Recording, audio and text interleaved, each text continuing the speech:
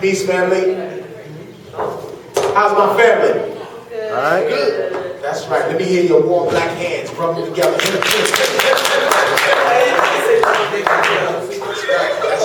right. Hold on. Let me intro my brother. And we're going to talk about anything you want to talk about. Talk about the Illuminati. You the Illuminati. Listen, all the word means is enlightened. And it's good that people are using the term Illuminati. They're trying to discuss it because they want to know where the power's at, where the powers that be are at. But when you get into language, you understand that when they say Illuminati, the root of the word, the operative root is luminous. So it means you're aware. You understand? So once you become aware of something, then you're illuminated by it. You feel me? So I would never try to give nobody no credit that I don't know like that. You know, people that I can't call on speed dial, and all of a sudden he's in control of everything in our lives. It don't work like that. You know what I'm saying? So I was being a little condescending but not offensive when I said you the Illuminati. I meant it to say we are. You know what I'm saying? Because we are the enlightened ones. So at any rate, introduce yourself to the person next to you if you don't know them. Hi everyone, my name is Daphne, and yeah, I'm here for the event.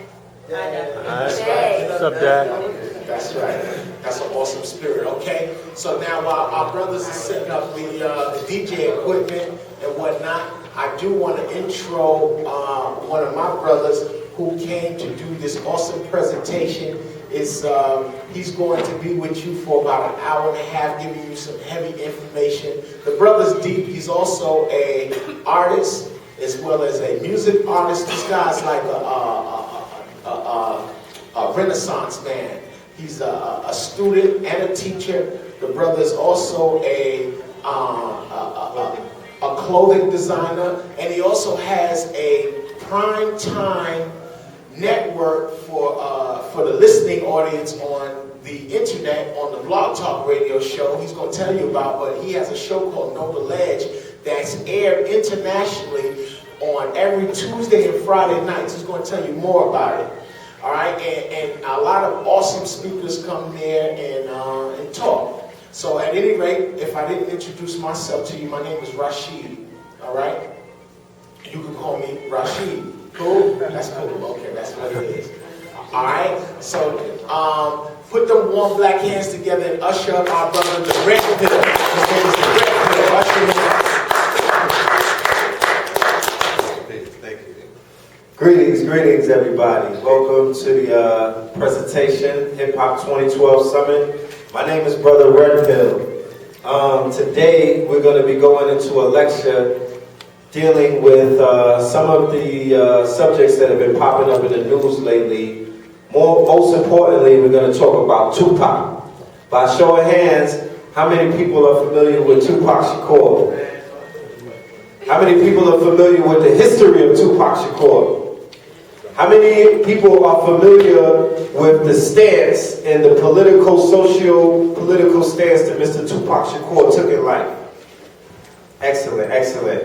So we're going to delve into that, go into some history about this brother, you know what I mean? One of the greatest rappers of all time, you know what I'm saying? And we're going to, you know, put a little esoteric twist on it, all right? So this page right here, this intro page right here, I decided to put some symbols on it. Now, like my brother Rashid spoke about a minute ago, when the brother asked him, we're going to be talking about the Illuminati. For some of us that know about the Illuminati, these are some of the symbols that you see pop up in the Illuminati lore and whatnot. Now, what we're going to do is hopefully demystify some of the symbols and signs that we see. Because for some reason, some of us have been taught that signs are evil. Like if we see a pentagram or something, we're supposed to run because that's going to possess you or do something to you or whatnot. And that's further from the truth. All right? So, this is my mission statement. My job or duty is to meet the people where they're at. I can relate to the mentality and thought process of the people because I was there myself for the majority of my life. I was heavily influenced by hip-hop, the heroes and the heroines, the beats, the battles, the rumors, the trends, the videos, the classic albums became soundtracks to my life. In situations that required my reaction or thought process, I would often catch myself asking, what would Iceberg Slim say or do? What would Jay-Z say and do? What would Nas say and do? What would Biggie say and do? So the influence of the rappers was so strong as role models and father figures that they represented the way I thought, moved, and reacted to situations. The power of influence means your words, actions, and deeds now are controlling those who are looking up to you as a role model, big brother, father figure, and guide on the path to money, hoes, and clothes. Now, I'm a 70s baby, so I come from the 90s generation. I come from the generation where I was in the club right next to Biggie Small. I was in the club right next to Tupac Shakur. I was in the club right next to some of these rappers that, you know, are the so-called living legends of these days. So I relate to hip-hop in a different way than some of you may have related to hip-hop due to the era that you have grown up in. I come from an era where hip-hop wasn't even created like that. It wasn't on mainstream media. It wasn't on TV like that. We come from an era where they were fighting hip-hop before it was accepted. You dig what I'm saying? Where we had to sneak. Our parents wouldn't necessarily let us listen to it, so we actually had to sneak and close the door and turn it up to about 3 and listen to it and tape certain radio shows and whatnot and play it when we went outside the house. So we come from a throwback era. A lot of y'all were born into hip-hop, so unfortunately you weren't privy to that whole shift in music and whatnot. But we're going to take y'all back into time and paint a picture about what happened with hip-hop, how it actually got to where it is today. You know what I'm saying? I'm not going to take, I know that a lot of us have a vested interest in the artists of today's, the little Weezys of today's. Some of y'all think that that's the greatest thing ever to come to hip-hop and all of the, you know, and Waka Flocka and all of that. I'm not going to insult nobody's intelligence, but we're going to try our best to help y'all, to help paint the picture that it actually has been downgraded by about 20 decibels. All right?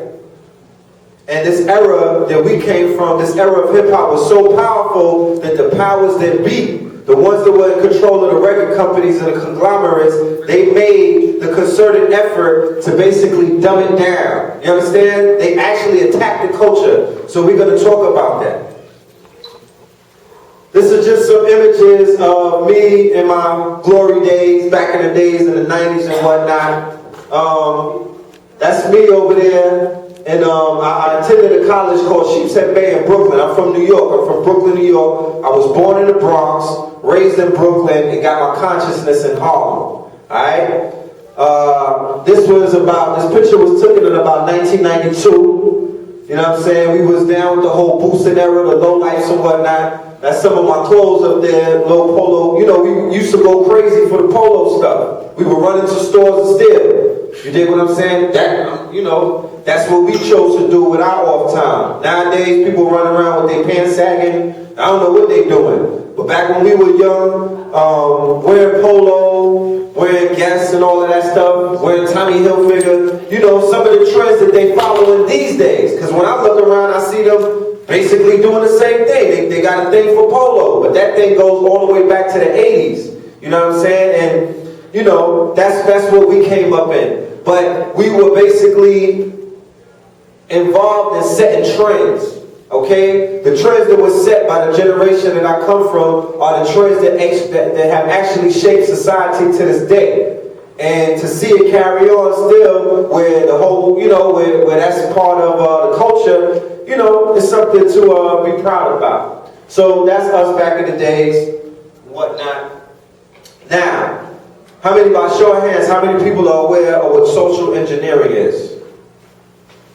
All right, I'm going to go through the definition real quick. Social engineering is a discipline in political science that refers to efforts to influence popular attitudes and social behaviors on a large scale, whether by governments or private groups. In the political arena, the counterpart of social engineering is political engineering. Before one can engage in social engineering, one must have reliable information about the society that is to be engineered and effective tools to carry out the engineering. Both of these became available only relatively recently. roughly within the past 100 years. The development of social science made it possible to gather and analyze information about social attitudes and trends, which is necessary in order to judge the initial state of society before an engineering attempt or success or failure of that attempt after it has been implemented. At the same time, the development of modern communication technology and the media provided the tools through which social engineering could be carried out. By show of hands, how many people watch Maury? Me. All right. By show of hands, how many people watch, what's that other dude? Springer. Yeah, Steve Wilcox. Now, that's social engineering. By show of hands, how many people watch Bad Girls Club, Basketball Wives? Okay, you are participating in programs of social engineering that have been implemented through, like I said, through media and technology to shape the way that you see reality. When we were younger, we knew that Ricky Lake, Maury Povich, and all of these shows were bullshit. Okay? Pardon my French. We would actually laugh at the shows. We knew that it was a crock of shit. The topics that they used to talk about, I'm gay with 20 lovers and 2 baby mamas. We knew that it was blasphemous. We were laughing at it because it didn't exist. You understand? But because it was a social engineering program, people like youth, when the youth were watching this, who are impressionable, who had no idea that this was actually a spoof, this soon became their reality. Now, when you watch the show, it's reality. You can't even laugh at it anymore because this is what's taking place. But for those of us who came before it, knew that this was a program that didn't exist before. A lot of these things that you see on the show, a lot of this ratchetness that you see in the shows, it wasn't even reality. But this is what social programming can create. It could create through your mind. By you thinking that this is normal, by you thinking that this is what life is about, you grow up and you begin to emulate it because your minds are impressionable and you create reality. I'm just giving you a glimpse of what social engineering is. Okay, it's not, this is such a grandeur topic. I don't want to, create such a small thing by saying that the Maury Povich is all what social engineering is. It's so much bigger than that. I'm just taking it to the minuscule and giving you a breakdown of it. Now, if you write this down, I encourage y'all to go ahead and, pull that up on Google. We live in an age of smartphones and Wikipedia and whatnot. Do some further research on that, okay? Do some further research because commercials that you see every day, advertisements, why is every single poster for a movie, they got a gun in it? It could be a comedy, they holding guns, but they telling you that you can't carry a gun. You getting 20 years for carrying a gat. But all of the advertisements, when you walk outside, pay attention, when you go to the train station or you see the buses passing by, why they all promoting sex, money, and murder? They got ads for Dexter. Dude got dripping, he got blood dripping off a knife holding a baby. That's social engineering. These are things that advertisements pay billions and billions of dollars to manipulate the mind. You dig what I'm saying?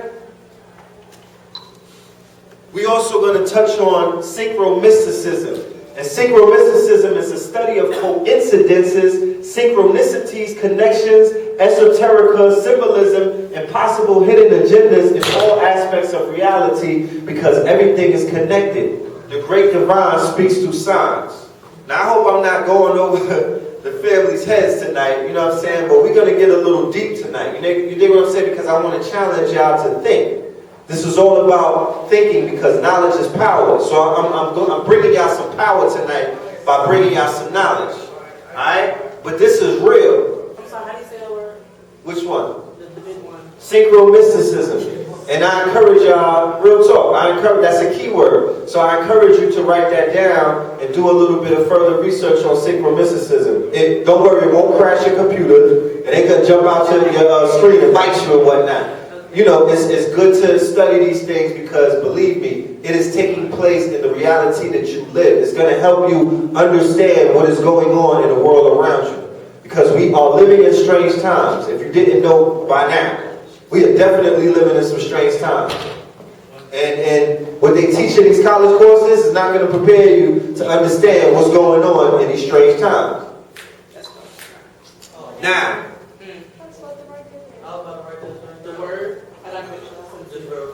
real quick, go ahead and do that. Let me know when y'all finish writing that down.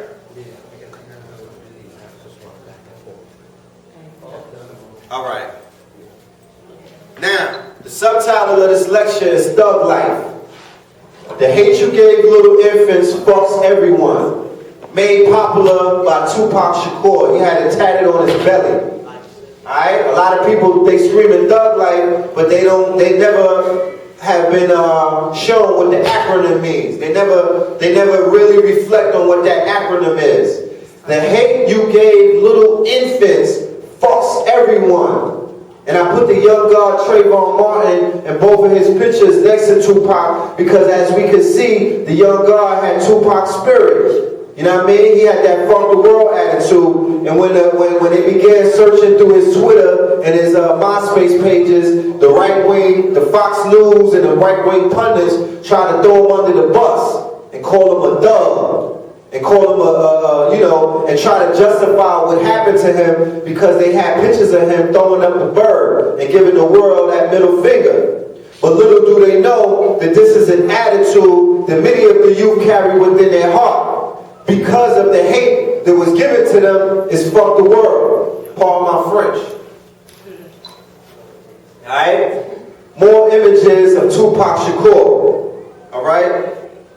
Now, I just want to explain to you that they fear us for a reason.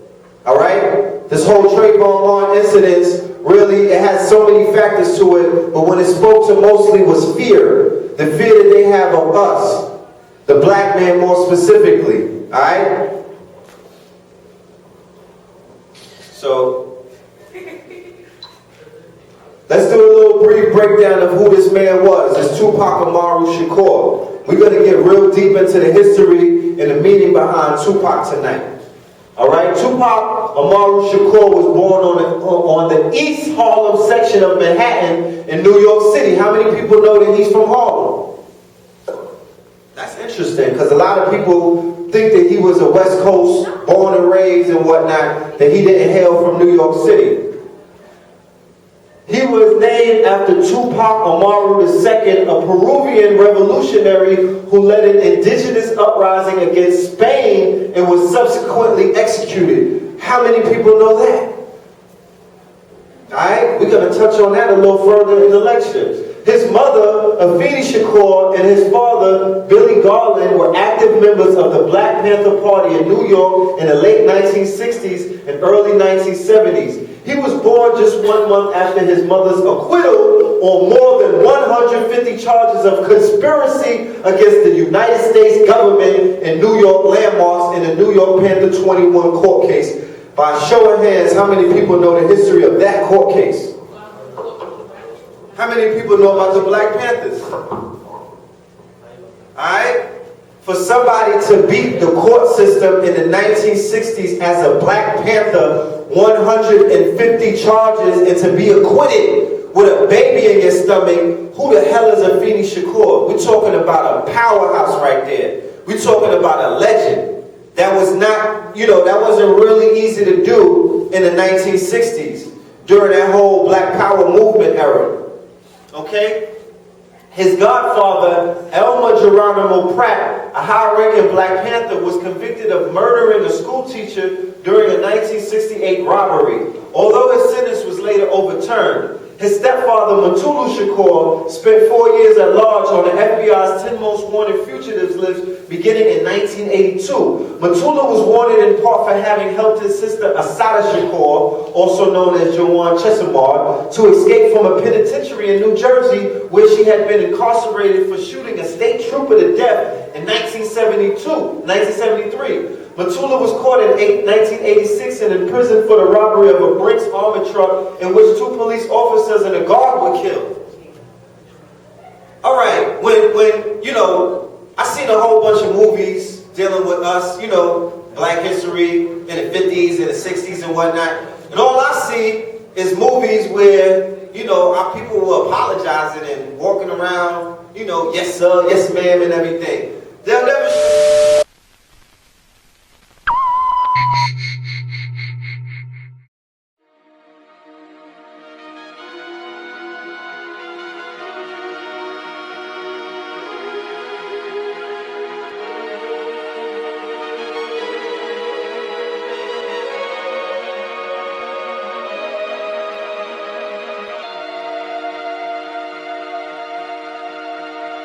Superstar, what the fuck have you created, man?